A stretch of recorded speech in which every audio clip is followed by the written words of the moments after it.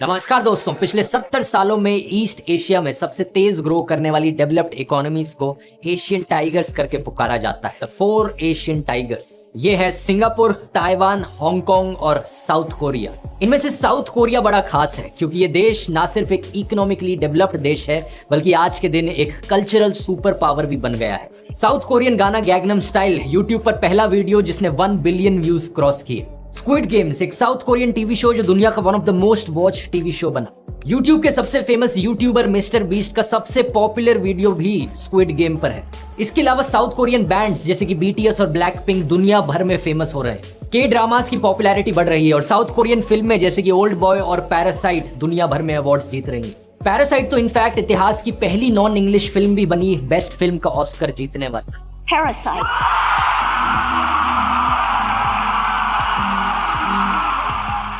ये सब कैसे हो रहा है? क्या ये रैंडम चांस की बात है कि सारी साउथ कोरियन चीजें इतनी पॉपुलर हो रही हैं दुनिया में, या फिर ये एक सोची समझी गई स्ट्रैटेजी है साउथ कोरियन सरकार की?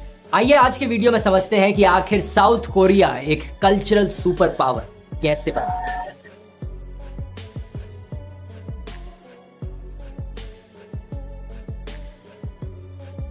अपनी कहानी की शुरुआत करते हैं 15 अगस्त साल 1945 से। वो दिन जिस दिन जापान ऑफिशियली सरेंडर कर देता है और वर्ल्ड वॉर 2 खत्म होती है। जर्मनी, इटली और जापान के देशों को एक बड़ी हार का सामना करना पड़ता है, लेकिन कोरिया का देश जो जापानीज रूल के अंडर रहा था उन्हें अपनी आजादी मिलती है। यही कारण कि 15 अगस्त को नेशनल लिबरेशन डे मनाया जाता है साउथ कोरिया में। लेकिन ना सिर्फ साउथ कोरिया में बल्कि नॉर्थ कोरिया में भी, क्योंकि उस जमाने में नॉर्थ कोरिया साउथ कोरिया 2 अलग अलग देश नहीं थे बल्कि एक ही देश था, कोरिया नाम से। ये सिर्फ सेकेंड वर्ल्ड वॉर खत्म होने के बाद ही था कि सोवियत यूनियन और अमेरिका ने डिसाइड किया कि वो कोरिया के देश को 2 हिस्सों में बांट देंगे। एक सदर्न कोरिया जो यूएस के कमांड के अंडर रहेगा और एक नॉर्दर्न कोरिया जो सोवियत कमांड में रहेगा। प्लान ये था कि इन दोनों कोरियाज को 5 साल के लिए ट्रस्टीशिप के अंडर रखा जाएगा, जहां पर कोरिया के प्रोग्रेस को मेजर किया जाएगा और ये डिसाइड किया जाएगा कि इनका फ्यूचर क्या हो। इन 5 सालों के बाद प्लान ये था कि कोरिया को वापस से एक इंडिपेंडेंट देश बना दिया जाएगा, लेकिन अफसोस ऐसा होता नहीं। अमेरिका और सोवियत यूनियन के बीच में टेंशन्स बढ़ने लगती हैं और कोल्ड वॉर की शुरुआत हो जाती है। 1948 में यूनाइटेड नेशंस सुपरवाइज इलेक्शंस करवाने की कोशिश करी जाती है नॉर्थ कोरिया में, लेकिन ये पॉसिबल हो नहीं पाता। लेकिन यूएस कंट्रोल्ड साउथ कोरिया में इलेक्शंस जरूर कंडक्ट हो जाती हैं और एक नया कॉन्स्टिट्यूशन बनाया जाता है। इसी के चलते 15 अगस्त साल 1948 को रिपब्लिक ऑफ कोरिया की स्थापना होती है, जो कि एक नया लिबरल डेमोक्रेटिक देश बनता है। Our General of the Army, Douglas MacArthur, and Mrs. MacArthur, to attend ceremonies formally proclaiming the end of United States military government in Korea and the formation of the free and independent Korean Republic. अगले महीने north Korea को भी एक communist देश घोषित कर दिया जाता है डिक्टेटरशिप के अंडर। 2 साल बाद साल 1950 में नॉर्थ कोरिया दोनों देशों को रीयूनिफाई करने की कोशिश करता है, किसी पीसफुल समझौते से नहीं बल्कि इन्वेजन करके साउथ कोरिया। इसकी वजह से एक जंग छिड़ जाती है, एक ऐसी जंग जो अगले 3 साल तक चलती है। इसे कोरियन वॉर कहा जाता है। In Korea, United Nations troops push on and the cautious advance against the communists. और इसका नतीजा ये होता है कि साउथ कोरिया दुनिया के सबसे गरीब देशों में से एक बन जाता है। ये देश इतना गरीब था उस समय पर कि इसका जीडीपी पर कैपिटा आज के दिन के सोमालिया और हाइती से भी नीचे था। ये दोनों देश आज के दिन one of the most poorest countries हैं दुनिया की। इसी गरीबी की वजह से डेमोक्रेसी भी सफर करती है। साउथ कोरियन प्रेसिडेंट री सिंगमैन अथॉरिटेरियनिज्म का रास्ता अपना लेते हैं, कॉन्स्टिट्यूशन को अमेंड करते हैं। देश डिक्टेटरशिप की तरफ फिसलने लगता है। जब साल 1960 में इलेक्शंस बुलाई जाती हैं तो पता चलता है कि वो इलेक्शंस भी रिग्ड थी। देश भर में प्रोटेस्ट देखने को मिलते हैं। प्रोटेस्ट के चलते री देश छोड़कर भाग जाता है। दोबारा से इलेक्शंस बुलाई जाती है। इन इलेक्शंस में एक नए प्राइम मिनिस्टर बनते हैं साउथ कोरिया के, लेकिन कुछ ही टाइम बाद एक मिलिट्री कू देखने को मिल जाता है कोरिया में। जनरल पार्क चंग ही सरकार को ओवरथ्रो करके मिलिट्री डिक्टेटरशिप एस्टैब्लिश करते हैं। 1979 में इनको असैसिनेट जरूर कर दिया जाता है, लेकिन उसके बाद एक और मिलिट्री कू देखने को मिलता है जहां पे एक और नए जनरल सत्ता में आते हैं। ये सिर्फ 1987-88 में जाकर ही था कि साउथ कोरिया में डेमोक्रेसी का एक रिवाइवल देखने को मिला। सालों से चली आ रही डिक्टेटरशिप्स का असर साउथ कोरियन कल्चर पर भी देखने को मिला। सेंसरशिप। साल 1962 में पाक चंग ही एक मोशन पिक्चर लॉ लेकर आया। अगले 10 सालों में इस कानून को 4 बार रिवाइज किया गया और सख्त बनाया गया। इसके तहत जो भी फिल्म साउथ कोरिया में रिलीज करी जाती उसकी स्क्रिप्ट को पहले अप्रूव कराना पड़ता साउथ कोरियन सरकार से। उसके बाद फिल्म बनने के बाद भी कई बार ये फिल्म को देखा जाता है ये देखने के लिए कि जो अप्रूव्ड स्क्रिप्ट दी है सरकार ने उससे ये फिल्म मैच कर रही है या नहीं कर रही। कौन सी फिल्में सरकार अलाउ करती? वायलेंट फिल्में अलाउड थी। बहुत सी मार्शल आर्ट फिल्में देखने को मिली इस समय साउथ कोरिया में। मेलोड्रामा फिल्में अलाउड थी। प्रोपेगेंडा फिल्में ऑब्वियसली अलाउड थी, सरकार उन्हें फाइनेंस करती थी। अश्लील फिल्में भी अलाउड थी जिन्हें हॉस्टेस फिल्मों का नाम दिया जाने लगा, जिनमें अक्सर एक कैरेक्टर होता था जो प्रोस्टिट्यूट या बार गर्ल का रोल निभाता था। लेकिन क्या नहीं अलाउड था कोई भी सोशियो पॉलिटिकल असल मुद्दों पर फिल्म बनाना? सरकार को किसी भी तरीके से क्रिटिसाइज करना तो छोड़ो, वो तो अलाउड था ही नहीं। यहाँ पर देश में हो रही किसी भी प्रॉब्लम को लेकर कोई भी फिल्म नहीं बनाई जा सकती थी। आज के दिन के कोरिया से ये एक बहुत बड़ा कॉन्ट्रास्ट था। आज के दिन तो कोरियन कंटेंट इतना डाइवर्सिफाइड है और पूरी तरीके से थ्राइव कर रहा है। Gangnam style, BTS, squid games पूरी दुनिया पर छाए हुए। इस डिक्टेटरशिप के दौरान फॉरेन गानों पर भी बैन लगाया गया। न्यूयॉर्क टाइम्स के इस आर्टिकल को देखिए साल 1975 से। South Korea band the foreign music. South Korea ने हर उस फॉरेन गाने पर बैन लगाया जिसमें मॉरल स्टैंडर्ड नहीं देखने को मिलता था। 2 लंबी ब्लैक लिस्ट इशू करी गई जिसमें 260 से ज्यादा गाने थे। प्रोटेस्ट सॉन्ग्स, रॉक सॉन्ग्स, फोक गाने। बॉब डिलेन का legendary song blowing in the wind भी बैन किया गया साउथ कोरिया में। ये सिर्फ 1990s में जाकर ही था कि जब डेमोक्रेसी वापस आई तो चीजें धीरे धीरे बदलने लगी। साल 1993 की हॉलीवुड फिल्म जुरासिक पार्क बड़ी पॉपुलर हुई दुनिया भर में और बहुत पैसा कमाया उसने बॉक्स ऑफिस पर। साउथ कोरिया के जो presidential advisory board on science and technology थे उन्होंने एक रिपोर्ट सबमिट करी साउथ कोरियन प्रेसिडेंट को ये मेंशन करते हुए कि ये देखो इस एक हॉलीवुड फिल्म ने इतना रेवेन्यू कमाया है जितना 1.5 मिलियन Hyundai की गाड़ियां बेचकर मिलता। इसके बाद इनकी सरकार को लगा कि हमें मीडिया प्रोडक्शन को स्ट्रैटेजिक इंडस्ट्री के तौर पर प्रमोट करना चाहिए अपने देश में। इसी साल एक कोरियन फिल्म स्योप्योन्जे रिलीज हुई कोरियन सिनेमा पर। ज्यादा लोगों को उम्मीद नहीं थी इस फिल्म से क्योंकि इस पॉइंट ऑफ टाइम पर सिर्फ हॉलीवुड फिल्में हिट होती थी साउथ कोरियन बॉक्स ऑफिस पर। लेकिन ये film traditional folk musical story telling पर बेस्ड थी और लोगों को कोरिया में ये फिल्म इतनी पसंद आई कि ये पहली कोरियन फिल्म बन गई 1 मिलियन से ज्यादा टिकट्स सेल करने वाली, सिर्फ साउथ कोरिया की राजधानी सोल के शहर में। अब कोरियन सरकार को एहसास होने लगा कि इस मीडिया इंडस्ट्री में बहुत पोटेंशियल है। उन्हें आइडिया आया क्यों ना हम कोरियन कल्चर को एक ग्लोबल एक्सपोर्ट बना दें और यहाँ पर सरकार ने एक बड़ा प्रोएक्टिव रोल निभाया। यहाँ थोड़ी कोरियन इकोनॉमी की भी बात करनी जरूरी है कि कोरियन सरकार इतना एक्सपोर्ट्स पर क्यों फोकस कर रही थी। 1962 और 1989 के बीच में कोरिया का जो नॉमिनल GDP पर कैपिटा था वो 50 गुना बढ़ चुका था। 1962 में $104 से लेकर 1989 में $5,438 तक पहुंच चुका था। जनरल पाक ने कई प्राइवेट बैंकों को नेशनलाइज किया था देश में। डिक्टेटरशिप के चलते पाक का कंट्रोल ऑलमोस्ट हर चीज पर था। इंटरेस्ट रेट क्या होगा देश में, टैक्स बेनिफिट किसे मिलेंगे, फॉरेन एक्सचेंज एलोकेशन कैसे होगी और लाइसेंसेस कैसे दिए जाएंगे, इंपोर्ट एक्सपोर्ट के लाइसेंसेस, ये सब पाक के कंट्रोल में थे। और पाक ने इस कंट्रोल का इस्तेमाल किया चेबोल्स को प्रमोट करने के लिए। चेबोल्स यहाँ पर एक कोरियन शब्द है जिसका बेसिकली मतलब है बहुत बड़े बड़े फैमिली बिजनेसेस। इन्हें फॉरेन कंपटीशन से बचाया गया और सरकार ने इन्हें अलाउ किया लेबर को एक्सप्लॉइट करना देश में। अगर आपको याद होगा सिंगापुर उस वक्त जो प्रॉब्लम्स फेस कर रहा था वो साउथ कोरिया की प्रॉब्लम से काफी सिमिलर थी। एक छोटा सा देश जिसका डोमेस्टिक मार्केट बड़ा छोटा है, पॉवर्टी के कारण डोमेस्टिक सेविंग्स की कमी है, नेचुरल रिसोर्सेज कोई है नहीं देश में। करना है तो एक्सपोर्ट पर फोकस करना पड़ेगा, एक्सपोर्ट ओरिएंटेड इंडस्ट्रियलाइजेशन। सिंगापुर की तरह साउथ कोरिया ने भी इस चीज पर फोकस किया। कई सारे manufactured items, wigs, stuff toys, ship building, automobiles, home electronics products, chemicals, semiconductors, इन सब चीजों को एक्सपोर्ट लिस्ट पर डाला गया। हमारा देश इन सारी चीजों को एक्सपोर्ट करेगा दुनिया को और इस तरीके से हमारा देश ग्रो करेगा। और एक्सपोर्ट करने की जब बात आई तो सरकार ने सोचा क्यों ना हम कोरियन कल्चर को भी एक्सपोर्ट करें। इसी रीजन से 1994 में कोरियन सरकार स्थापना करती है कल्चरल इंडस्ट्री ब्यूरो की। पुराने घिसे पिटे मोशन पिक्चर लॉ को हटाकर अब एक नया फिल्म प्रमोशन लॉ लाया जाता है 1996 में। पिछले लॉ में लिखा था कि ऐसी फिल्में नहीं बन सकती, वैसी फिल्में नहीं बन सकती, इस पर सेंसर, उस पर सेंसर। अब कहा गया जो बनाना है बनाओ। देश के सभी फिल्म मेकर्स और आर्टिस्ट अपनी फुल क्रिएटिविटी से काम करो। इसी बीच सरकार को एक मीडिया पॉलिसी रिपोर्ट सबमिट करी जाती है जिसमें कंसर्न उठाया जाता है कि लेकिन हम कोरियन लोग उन बड़ी बड़ी मल्टीनेशनल फॉरेन कंपनियों के साथ कैसे कम्पीट करेंगे। तो देखते ही देखते सैमसंग, ह्युंडई और डेवू जैसी चेबोल्स जो हैं वो मीडिया सेक्टर में भी एक्सपैंड करने लग जाती हैं। Literally domestic film production, foreign film import, distribution, exhibition, ये सारे काम ये कंपनीज करने लग जाती हैं। इन कंपनीज के पास पैसे की कमी तो थी नहीं, तो पहली बार प्रॉपर तरीके से फिल्म प्रोडक्शन करी जा सकी। ऑडियंस के टेस्ट पर मार्केट रिसर्च करी गई। प्रेस्टिजियस यूनिवर्सिटीज में पढ़ने वाले MBAs और ग्रेजुएट्स को फिल्म कंपनीज में हायर किया गया। और चेबोल्स की मदद से बड़े बड़े बजट्स की फिल्में बन पाई, जैसे कि ये स्वीरी फिल्म जो कि पहली Hollywood style big budget blockbuster film थी कोरियन फिल्म इंडस्ट्री में। इस मेलोड्रामेटिक एक्शन फिल्म ने हॉलीवुड स्टोरी टेलिंग का इस्तेमाल किया, लेकिन जो कंटेंट था वो स्ट्रिक्टली कोरियन था। इसे एक्चुअली में सैमसंग के द्वारा प्रोड्यूस किया गया था 2.4 बिलियन वॉन के बजट पर। और जिस साल ये रिलीज हुई, इसे टाइटैनिक ब्लॉकबस्टर फिल्म से भी ज्यादा लोग देखने आए साउथ कोरिया में। यह अपने समय की कोरिया की हाईएस्ट एवर ग्रॉसिंग फिल्म बन गई। इसके बाद से अब कोरियंस को भी इंटरेस्ट आने लगा अपनी लोकल फिल्में देखने में। फिल्म प्रोडक्शन कंपनीज को इनकरेज किया जाने लगा कि अब कोरिया के बाहर भी अपनी फिल्में दिखाओ। लेकिन 1997 में एक भयानक फाइनेंशियल क्राइसिस आ जाती है। Global markets worried that other Asian countries might have similar hidden flaws. The Asian financial crisis. 3 देशों पर सबसे बुरा असर देखने को मिला, थाईलैंड, इंडोनेशिया और साउथ कोरिया। IMF को मदद करनी पड़ी इन देशों की, लेकिन IMF ने कुछ कंडीशंस रखी अपनी। साउथ कोरिया की इस इकोनॉमिक क्राइसिस के पीछे चेबोल्स और क्रॉनी कैपिटलिज्म को जिम्मेदार ठहराया गया। ढेर सारी इलीगल इनसाइडर ट्रेडिंग देखने को मिली थी, टैक्स एवेजन हुआ, इनडायरेक्ट क्रॉस ओनरशिप्स देखने को मिली। इंटरनेशनल मॉनेटरी फंड ने साउथ कोरियन सरकार को कहा कि अगर मदद चाहिए हमारी तो ये जो रायता फैला रखा है इसे साफ करो।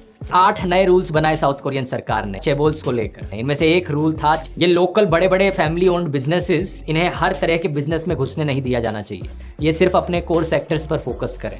यही कारण कि सैमसंग और ह्यूंडई जैसी कंपनीज आज के दिन फिल्म प्रोडक्शन के बिजनेस में नहीं है। इन नए रूल्स के आने के बाद इन चेबोल्स ने फिल्म प्रोडक्शन से अपने बिजनेसेस हटा लिए और नए छोटे प्लेयर्स को मौका मिल पाया इस स्पेस में एंट्री मारने का।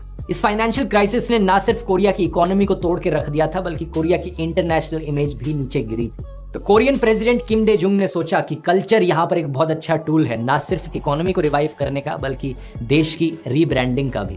आज के दिन किम डे जुंग एक हाईली रिस्पेक्टेड इंसान है साउथ कोरिया में। इन्हें कल्चर प्रेसिडेंट भी कहा जाता है। ये इनके और इनके सक्सेसर रो मू ह्यून की वजह से ही था कि साउथ कोरिया में एक कल्चरल रेवोल्यूशन देखने को मिली। इंटरेस्टिंगली किम डे जुंग इकलौते कोरियन है नोबेल प्राइज जीतने वाले भी। तो ऐसे क्या कदम उठाए इन्होंने बदलाव के लिए? पहला, पैसों की एलोकेशन। साल 1999 में किम ने basic loss for the cultural industry promotion project की स्थापना करी। $148.5 मिलियन इस प्रोजेक्ट के लिए रखे गए। मिनिस्ट्री ऑफ कल्चर के अंदर एक स्पेसिफिक डिपार्टमेंट बनाया गया कोरियन पॉप म्यूजिक के लिए। दूसरा, इंफ्रास्ट्रक्चर की डेवलपमेंट, $multi-million कॉन्सर्ट ऑडिटोरियम्स बनाए गए। देश भर की यूनिवर्सिटीज में कल्चर इंडस्ट्री डिपार्टमेंट्स बनाए गए। नोरे बैंक्स देश भर में उभर कर आने लगे। नोरे बैंक्स क्या है? ये बेसिकली कैरियोके बार्स हैं जहां पर लोग ड्रिंक कर सकते हैं और कैरियोके की सिंगिंग कर सकते हैं। तीसरा, डिजिटल कोरिया। कई लोगों का मानना है कि ये कोरियन टीवी शोज और फिल्में इतनी पॉपुलर इसलिए हुई क्योंकि कोरोना के टाइम पे सब लोग अपने घर में बैठे थे और यूट्यूब और OTT प्लेटफॉर्म्स पर नए कंटेंट की तलाश में थे, इसलिए सबने कोरियन ड्रामाज और ये टीवी शोज देखने शुरू किए। लेकिन एक्चुअली में इस सब की प्रिपरेशन किम डे जुंग ने बहुत पहले ही शुरू कर दी थी। साल 1998 में पहली बार घर में रहने वाले लोगों के पास ब्रॉडबैंड सर्विसेज आई साउथ कोरिया में। लेकिन इतनी तेजी से ब्रॉडबैंड कनेक्शंस को प्रमोट किया गया कि 2004 तक ऑलमोस्ट 12 मिलियन हाउसहोल्ड्स के पास ब्रॉडबैंड कनेक्शंस थे। कोरिया को टाइटल मिला दुनिया के मोस्ट वायर्ड नेशन का इसकी वजह से। चौथा, रिमूवल ऑफ सेंसरशिप। किम ने सारे सेंसरशिप के लॉस को रिलैक्स कर दिया। इससे पहले जैसा मैंने बताया था कि अगर देश के सोशियो इकोनॉमिक इश्यूज पर कोई सीरियस फिल्म बनाता तो उसे एंटी नेशनल घोषित किया जा सकता था। उन्हें कहा जा सकता था कि वो तो दुश्मन नॉर्थ कोरियन देश को प्रमोट कर रहे हैं और नेशनल सिक्योरिटी एक्ट के तहत उन्हें अरेस्ट भी किया जा सकता था। लेकिन किम आर्टिस्टिक और क्रिएटिव फ्रीडम में विश्वास रखते थे। जो बोर्ड का रिव्यू होता था उसे पूरी तरीके से खत्म कर दिया गया और एक American style age rating method लाया गया। अब देश में आम आदमी की प्रॉब्लम्स को खुलकर फिल्मों में दिखाया जा सकता। यही कारण कि पैरासाइट जैसी फिल्में दुनिया भर में जबरदस्त तरीके से पॉपुलर हुई। पैरासाइट ने कैन्स फिल्म फेस्टिवल में बेस्ट फिल्म का अवार्ड जीता और ये पहली नॉन इंग्लिश फिल्म बनी ऑस्कर जीतने वाली बेस्ट फिल्म का। इस फिल्म में क्या दिखाया गया था? साउथ कोरिया की एक्सट्रीम इनइक्वालिटी, जो गरीब और अमीर के बीच में एक डिवाइड है कोरिया के अंदर, ये दुनिया के सामने दिखाया। लेकिन किसी ने ये नहीं कहा कि डायरेक्टर बॉन्ग जून हो ने देश का नाम खराब कर दिया। किसी ने ये नहीं कहा कि ये देश की पॉवर्टी दुनिया के सामने बेच रहा है। In fact south Korean president Moon Jae ने खुद इस फिल्म की तारीफ करी, इसे द मोस्ट कोरियन स्टोरी करके पुकार। कोरिया में लोगों ने इस बात पर जश्न मनाया कि ये फिल्म इतनी पॉपुलर हुई दुनिया भर में। और इसकी पॉपुलैरिटी के पीछे एक बड़ा कारण ये है कि फिल्म में जो असल इश्यूज की बात करी गई है उससे ना सिर्फ कोरियन ऑडियंस बल्कि बाकी दुनिया के लोग भी रिलेट कर पाते हैं। गरीबी, बेरोजगारी, क्राइम, जेंडर डिस्क्रिमिनेशन, ये एक ऐसे इश्यूज हैं जो कोरिया स्पेसिफिक नहीं है, दुनिया के बाकी देशों में भी देखने को मिलते हैं। और इमोशनल लेवल पर यह फिल्म सबके साथ रेजोनेट करी। 1990s के समय में वापस आए तो कोरिया में एक 386 जनरेशन थी। ये वो लोग थे जो 1960s में पैदा हुए थे कोरिया में। और 1980s की डेमोक्रेसी मूवमेंट के दौरान ये लोग बड़े पॉलिटिकली एक्टिव रहे थे। अर्ली 1990s तक आते आते ये लोग अपने 30s में थे और ये पहली जनरेशन थी जिसे अपने देश के बाहर जाने का मौका मिल पाया। सही सुना आपने, कोरियंस के लिए फॉरेन ट्रैवल इससे पहले बहुत ही ज्यादा लिमिटेड होता था। सिर्फ टूरिज्म के तौर पर फॉरेन ट्रिप्स करना सिटीजन्स के लिए बैंड होता था। इसके पीछे कारण ये था कि इनकी सरकार को चिंता थी कि फॉरेन करेंसी में डिप्लीशन देखने को मिल सकता है। लेकिन जब इकोनॉमी की हालत सुधरी, लिबरलाइजेशन आई तो इन बैन्स को हटाया गया और ये 386 जनरेशन वाले लोग बाकी देशों में जाने लगे। फॉरेन फिल्म स्कूल्स में इन्होंने पढ़ाई करी। इन्हें ट्रैवल करके जिंदगी और फिल्म मेकिंग में नए पर्सपेक्टिव्स देखने को मिले। इसी जनरेशन के कई लोग आगे चलकर फेमस फिल्म डायरेक्टर्स बने, लेफ्ट लीनिंग डायरेक्टर्स जिन्होंने सोशल इश्यूज पर बड़ी इंपॉर्टेंट फिल्म्स बनाई। बॉन्ग जून हू और किम की दुक इसके बड़े नोटेबल एग्जाम्पल्स हैं। बॉन्ग जून हू की एक फिल्म तो पैरासाइट हमने बताई ही, लेकिन इसके अलावा इनकी एक और फिल्म है ओब्जा और स्नो पियर्सर। ये फिल्में भी कैपिटलिज्म के ऊपर क्रिटिकल कमेंट्रीज हैं। दूसरी तरफ किम की डूक की फिल्म पीटा एक हार्टलेस लोन रिकवरी एजेंट की कहानी सुनाती है। इस फिल्म ने गोल्डन लायन बेस्ट फिल्म का अवार्ड जीता वेनिस फिल्म फेस्टिवल में।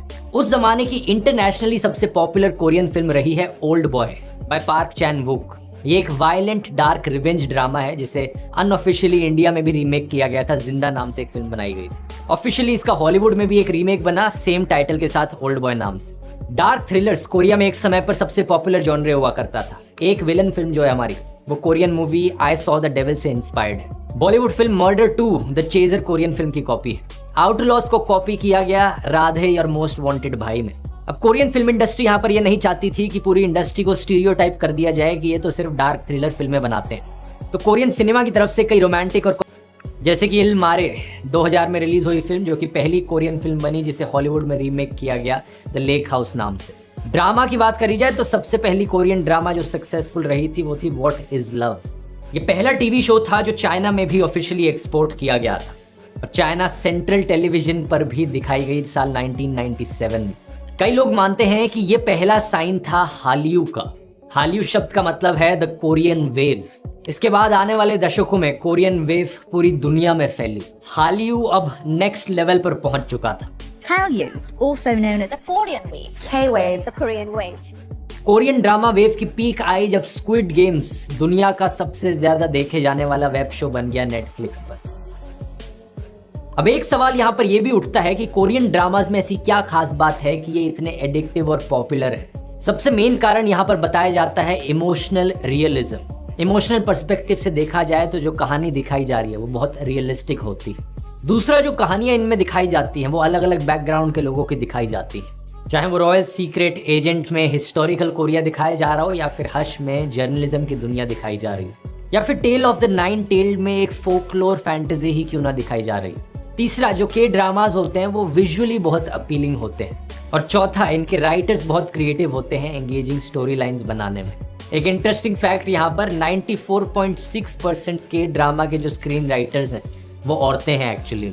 ये एस्टिमेट किया है कोरियन ब्रॉडकास्ट राइटर्स यूनियन ने। गानों पर आए तो जापानीज कंटेंट को एक्चुअली में साउथ कोरिया में बैन किया गया था as a part of decolonisation process. लेकिन किम जापान और साउथ कोरिया के रिलेशंस को सही राह पर लेकर गए जब इन्होंने इस बैन को हटाया। इसके बाद से Japanese pop songs South Korea में एंटर किए जिन्हें जे पॉप बुलाया जाता है। HOT one of the first generation Korean boys band था। इनकी 1996 की debut album we hate all kinds of violence ने 1.5 मिलियन कॉपीज बेची। इस बैंड को बनाया था SM एंटरटेनमेंट नाम की एक कंपनी ने। और पता है, बैंड को बनाने से पहले इस कंपनी के फाउंडर ने स्कूल में बच्चों से जाकर पूछा था कि उनकी राय में एक आइडियल पॉप ग्रुप कैसा होना चाहिए। और इसके बाद उन्होंने ऑडिशनिंग करी और बैंड मेंबर्स को पिक किया। फिर उन्हें ट्रेनिंग दी और अपना आइडल सिस्टम बनाया। ये जो आइडियाज़ हैं ये इनिशियली जापान से लिए गए थे, लेकिन आज के दिन ये के पॉप अपने आप में फेमस हो गया। अक्सर ये टैलेंट एजेंसीज आइडल ट्रेनीज को पिकआउट करती हैं स्ट्रीट कास्टिंग से या ग्लोबल ऑडिशन से। उनकी ट्रेनिंग कराई जाती है ना सिर्फ गाना गाने में बल्कि एक्टिंग में, डांसिंग में, मीडिया से बात करने में। फिर कंपनी उनका स्टेज नाम और स्टेज पर्सनैलिटी और उनके फैन इंटरैक्शंस डिसाइड करती है। कुछ लोग इस सिस्टम को क्रिटिसाइज भी करते हैं ये कहते हुए कि ये म्यूजिक कंपनीज एक फैक्ट्रीज की तरह काम करती हैं, जहाँ पर ये इनके जो कॉन्ट्रैक्ट हैं स्लेव कॉन्ट्रैक्ट्स की तरह। लेकिन कुछ लोग आर्ग्यू करते हैं दूसरी तरफ कि इस सिस्टम की मदद से हर किसी को मौका मिल पाता है पॉपुलर बनने का अपने टैलेंट और लुक्स के बेसिस पर। कुछ इसी तरीके से पॉपुलैरिटी मिली दोस्तों PSY के गैंगनम स्टाइल को। ओपन गंगनम स्टाइल, एक कोरियन गाना जिसकी पंच लाइन इंग्लिश में थी। इसकी ट्यून बड़ी कैची थी और इसमें एक बड़ा इंटरेस्टिंग डांस स्टेप था। गंगनम स्टाइल इन रीजंस की वजह से दुनिया भर में इतना ज्यादा पॉपुलर हुआ कि दिसंबर 2012 में ये पहला YouTube वीडियो बन गया 1 बिलियन व्यूज रीच करने वाला। इसके बाद से कई कोरियन गानों ने इस फॉर्मेट का इस्तेमाल किया है। पूरा गाना कोरियन में होगा लेकिन जो पंच लाइन होगी गाने की वो इंग्लिश में होती है। इसकी वजह से दुनिया भर में जो लोग कोरियन नहीं बोलते उन्हें भी ये गाना अपील करता है। आज के दिन हमें BTS और ब्लैकपिंक जैसे बैंड्स दिखते हैं। एक 7 लड़कों का बना है BTS का बैंड जो व्हाइट हाउस तक पहुंच गया और अमेरिकन प्रेसिडेंट जो बाइडेन से भी मिल लिया। यूनाइटेड नेशंस की जनरल असेंबली में भी इन्होंने परफॉर्म किया और इनका डायनामाइट सॉन्ग पहला K-pop सॉन्ग बना स्पॉटिफाई पर 1 बिलियन स्ट्रीम्स रीच करने वाला। जो BTS के फैंस थे वो अपने आप को BTS आर्मी करके बुलाते हैं। ये अक्सर आपने ट्विटर पर कई बार ट्रेंड करता हुआ देखा होगा। और ब्लैकपिंक जो 4 लड़कियों का बैंड है वो भी बेहद तरीके से पॉपुलर हुआ। उसके फैंस अपने आप को ब्लिंक आर्मी करके पुकारते हैं। इन सब चीज़ों की वजह से कोरियन सॉफ्ट पावर को एक बहुत बड़ा बूस्ट मिला। आज के दिन कोरिया एक कल्चरल सुपर पावर है जिसका बेनिफिट ना सिर्फ कोरियन इकोनॉमी को मिलता है बल्कि कोरियन टूरिज्म को भी इससे फायदा मिल रहा है। क्या लगता है आपको, क्या चीज़ें इस केस स्टडी से हम सीख सकते हैं अपने देश को भी बेहतर बनाने के लिए? नीचे कमेंट्स में लिखकर बताइए।